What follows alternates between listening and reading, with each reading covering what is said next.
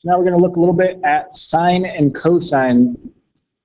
It's very similar to tangent. They're just different ratios. So for sine, it's the ratio of the opposite side over the hypotenuse.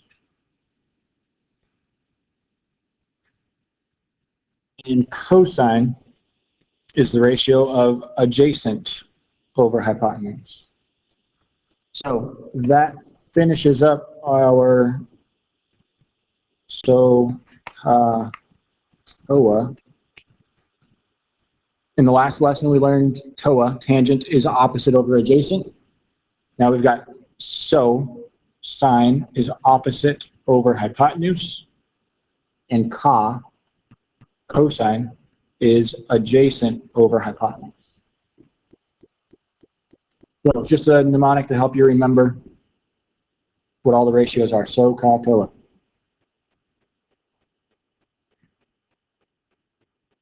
So going through, if we're talking about angle A, this angle right here, you have to identify which side is which. So we have the right angle. I always like to start with that. Right angle's here, so this is the hypotenuse across from the right angle. You can do that same wave thing with the right angle, whichever side it goes out to, that's the hypotenuse.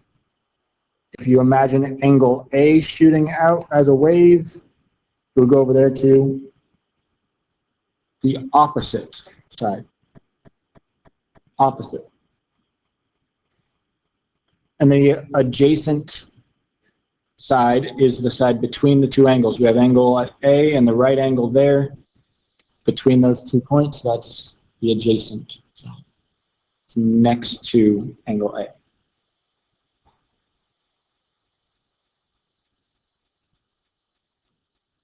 So for sine, opposite over hypotenuse, sine opposite BC over the hypotenuse is AB. Cosine, it's the adjacent AC over the hypotenuse AB.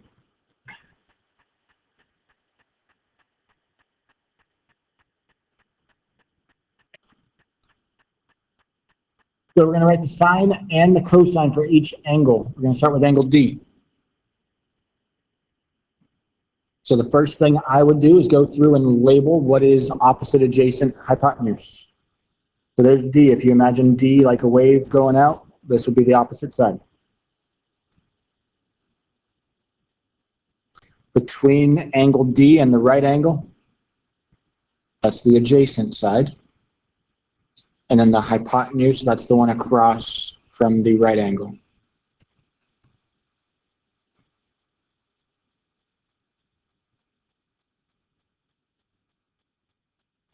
For sine of angle D, it's the opposite side over the hypotenuse. Remember, so opposite over hypotenuse. So opposite side is 8 over the hypotenuse, 17.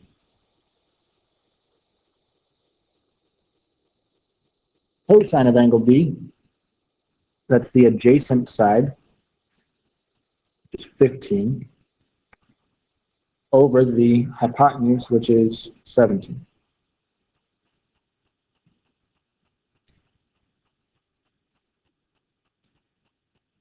Now for angle F, we have to switch. We have to erase and change all of our opposite and adjacent stuff, because now we're dealing with angle F.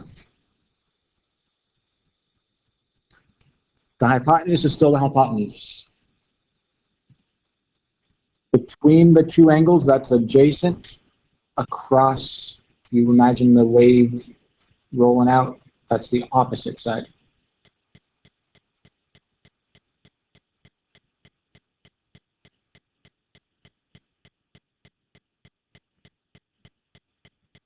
So for sine, that's opposite over hypotenuse. Sine, opposite, 15. Hypotenuse, 17.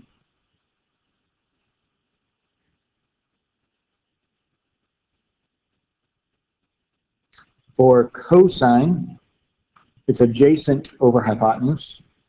Adjacent is 8, and the hypotenuse is 17. Adjacent is 8, the hypotenuse is 17.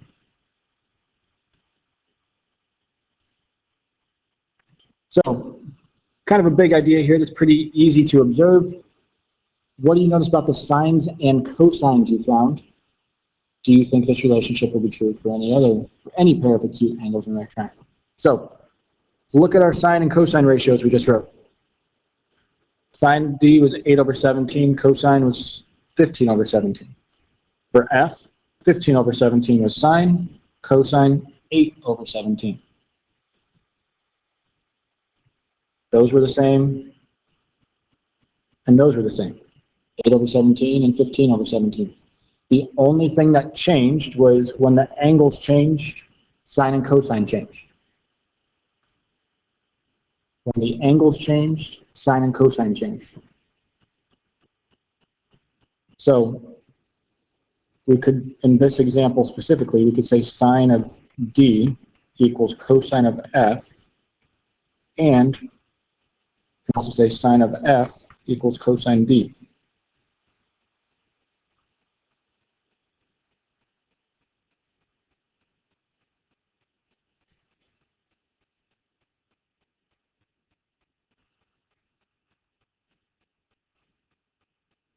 So the one thing, we're going to expand that just a little bit. Angle D and F, since that's a triangle, the angles have to add to be 180. If this one's 90, that means these two have to add to be 90, just the two of them together. So that means angle D and angle F are complementary angles.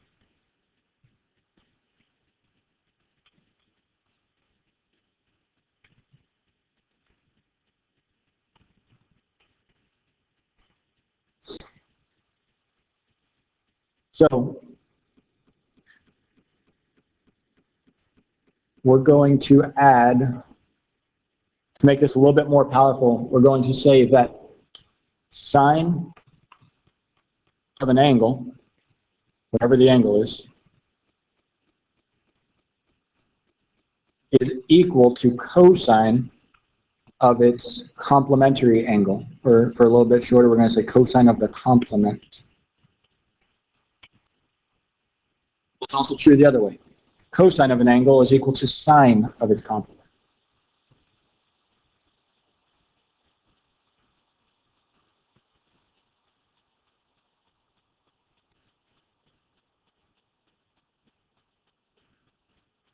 Sine and cosine are equal if the two angles are complementary angles. That's the idea.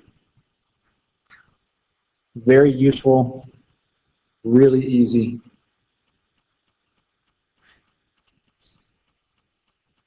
So sometimes they won't give you the drawing of the triangle, you have to create it yourself. So just draw a right triangle.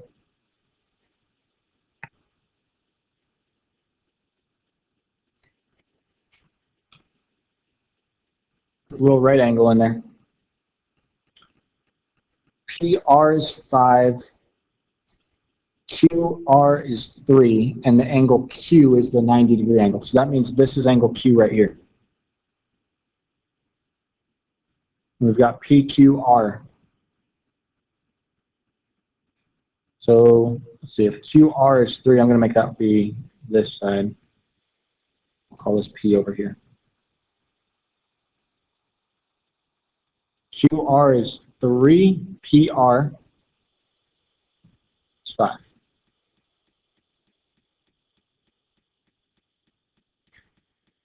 So what are the values of sine and cosine? So they only told us 2 of the sides, but it's a right triangle, so we can figure out the third side. Because in a right triangle, it's always true that a squared plus b squared equals c squared. So 3 squared, call that x for right now, plus x squared equals 5 squared. A squared plus b squared equals c squared, Pythagorean theorem.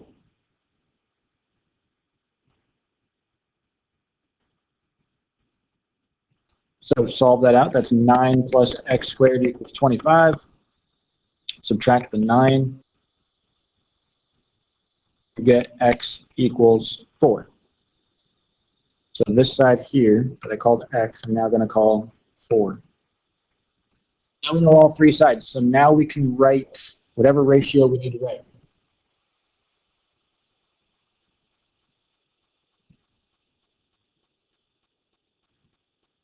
Sine of angle P. So sine of angle P is, remember, sine is opposite over hypotenuse. So from P, opposites over here, and the hypotenuse, it's 5.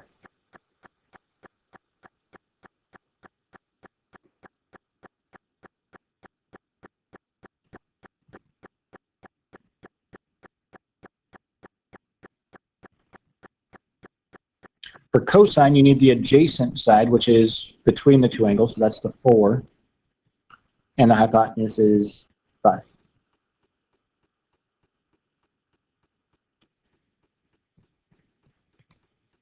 We're going to use the complementary angles a little bit more. We talked about it.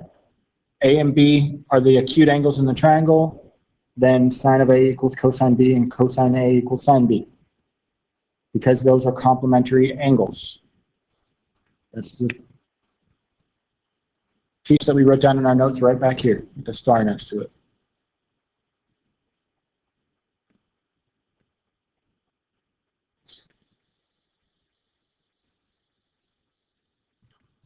So given that sine of 38 is about 0.616, write the cosine of the complementary angle in terms of sine 38. Then find the cosine of the complementary angle. So if 38 degrees is our angle, then the complementary angle is just 90 minus 38.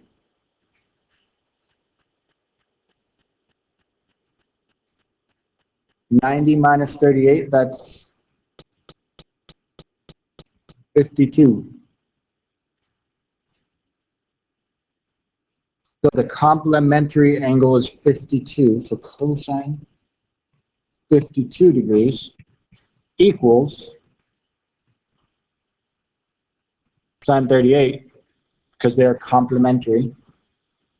And then to find the cosine of the complementary angle, that means cosine 52 degrees is that same approximation that we have right here, 0.616.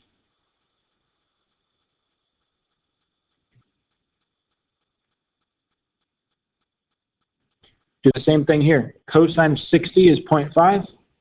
Write the sine of the complementary angle. So the complementary angle for 60 degrees, 90 minus 60 is 30. So sine of 30 degrees is equal to cosine of 60 degrees because they are complementary, which means sine of 30 degrees is equal to 0.5.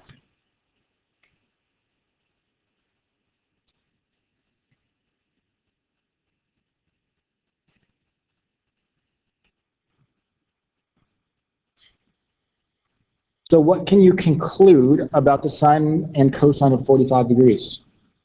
Well, sine of 45 degrees, what's the complement of 45 degrees? 45 degrees. So that means sine and cosine, 45 degrees are complements. And remember, sine is equal to cosine of its complement. So that means they're equal. Sine 45 equals cosine 45. They're the same thing. In the next lesson, we're actually going to learn what it is, and we're going to kind of memorize that. About 0.7 something.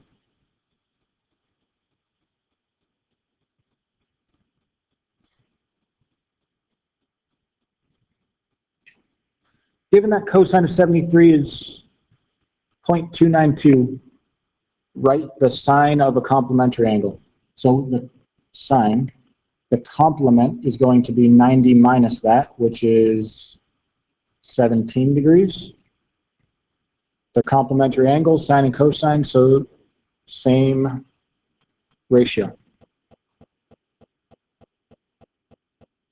equal. Oh, here we are. Sine 45 is 0.707.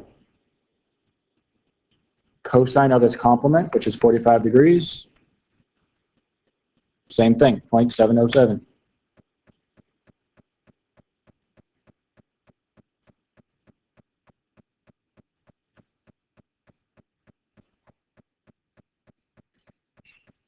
So we can use, just like we talked about with tangent in the last lesson, we can use sine and cosine to solve real world problems. If you have a 12-foot ramp that's to be installed, the ramp is 12 feet long, so you label that in your drawing. The ramp makes an angle of 11 degrees with the ground. Find each dimension to the nearest tenth of a foot. So we're solving for x and we're solving for y. So if we have the 11-degree angle over here, from that angle, follow it out, we get our opposite side.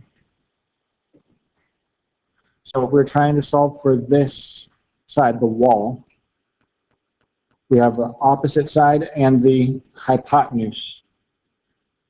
You have to determine if you're using sine or cosine. So since we're using O and H, we have opposite and hypotenuse. Opposite and hypotenuse, that means we're using sine because those are the two that are with sine. O and H goes with S, which is sine. We're using sine of the angle, 11 degrees, is equal to opposite over hypotenuse, x over 12.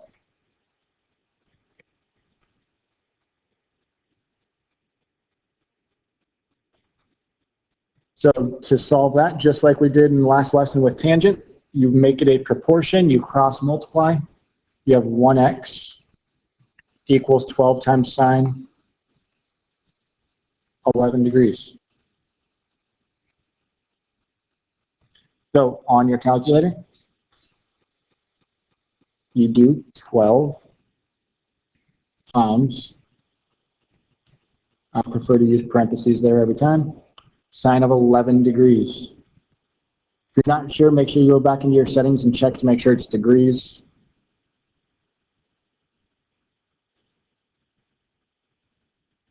You should get 2.289, so you can round that up to about 2.3.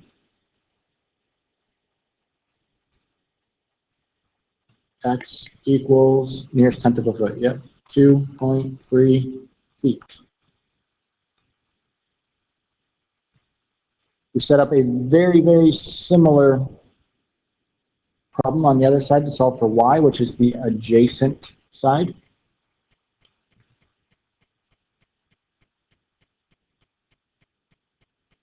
So adjacent and hypotenuse, a and h, that goes with cosine. Cosine of 11 degrees equals the adjacent side, which is y, over the hypotenuse, which is 12.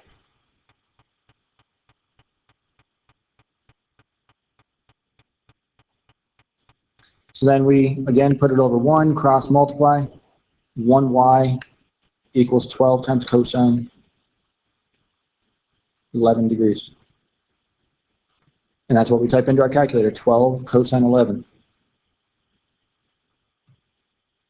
12 times cosine 11. 11.779, round that up to 11.8.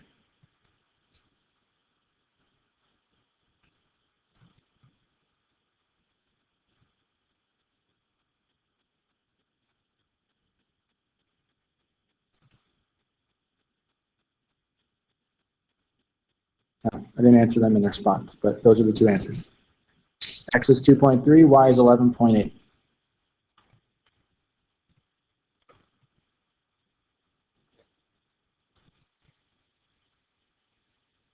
So very similar question going on here. The maximum angle of a ramp for a wheelchair, it says, is 8 degrees. At least how long must the new ramp be? So we're going to solve for the length of the ramp right here, z. Z.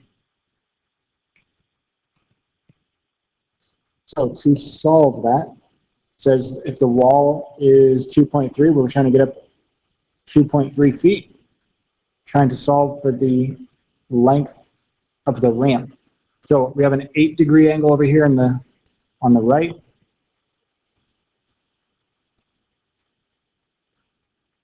Label your sides. So this is on the other side, so that's the opposite side, which is 2.3. And then here's the 90-degree angle, so that makes this side the hypotenuse. So we have sine. So we have sine. Opposite and hypotenuse, we use sine.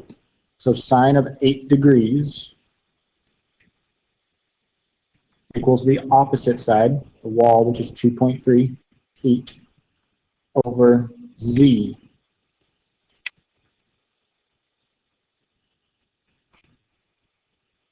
So you always make this a proportion and cross multiply. So that turns z times sine of 8 equals 2.3 times 1. And to finish it, we're trying to get z by itself, so divide by sine.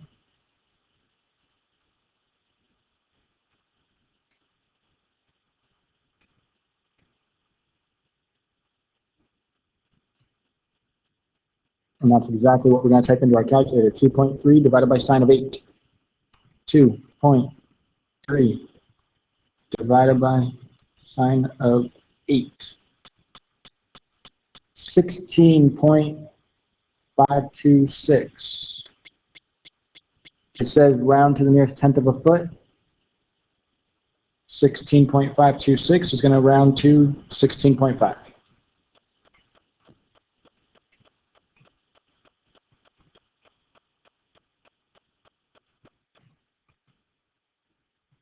So also, like we learned with tangent, you can solve for the angle by using the inverse sine or the inverse cosine. So if you're solving for an angle, you use the inverse. Angles use inverse. So you would write it out the correct ratio. If you're finding angle A, you would do opposite over hypotenuse, 5 over 10.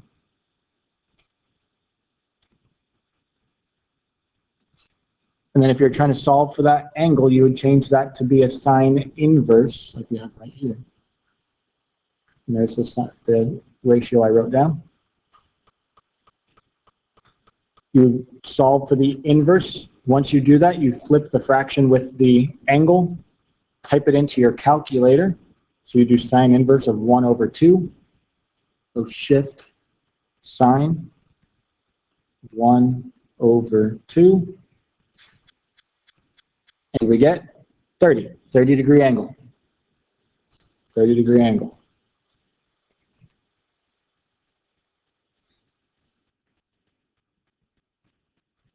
So we can solve for any angle we want.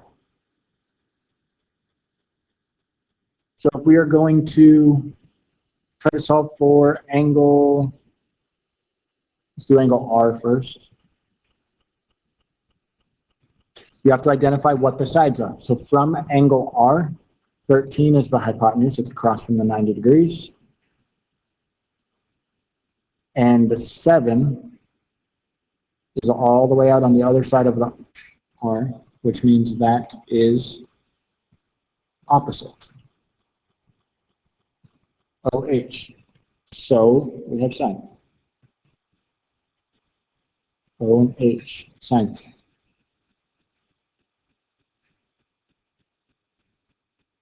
Sine of R equals the opposite over the hypotenuse, 7 over 13.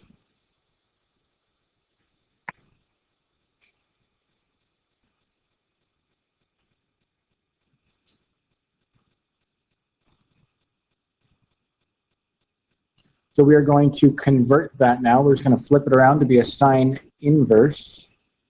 When you do that, the fraction moves next to the sine inverse and the letter by itself, R.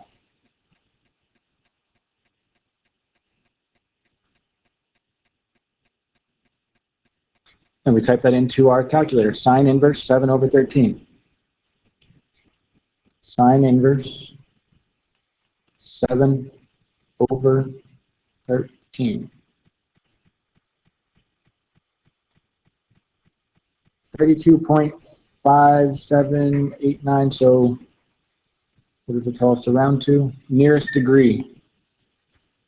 That would round up to 33 degrees.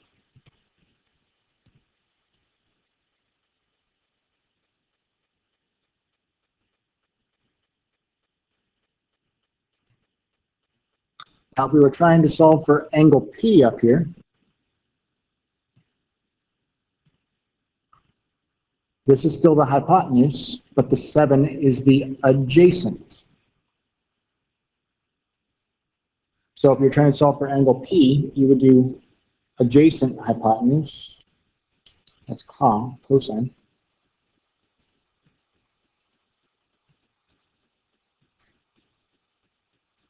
of angle P equals 7 over 13. You would then convert that to a cosine inverse, fraction equals the angle.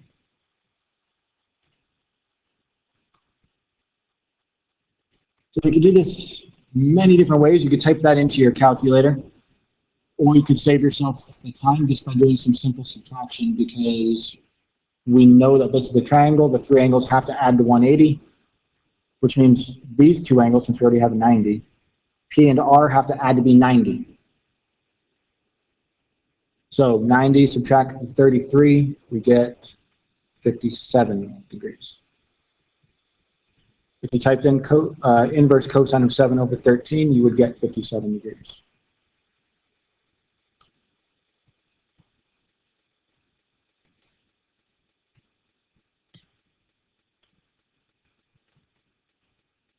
$57.4 would round down to 57.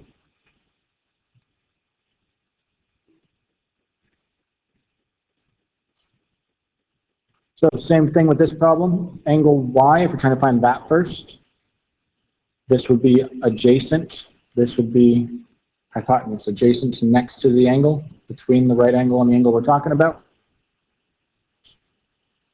A and H, that's cosine.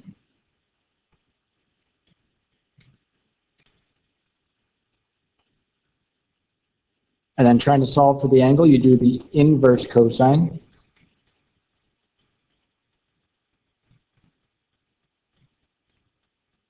So inverse cosine, 14 over 23.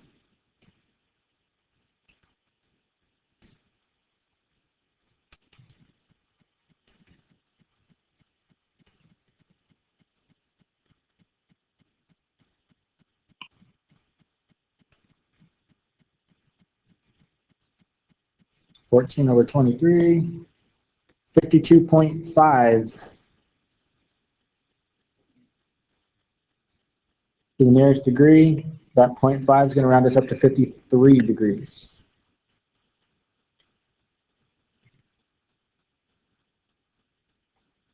And then to find angle Z, we could write a cosine equation and solve, or a sine equation and solve it out. Or we know that these two angles have to be complementary. They have to add to be 90. So if this was 53, subtract that from 90. It has to be 37 degrees.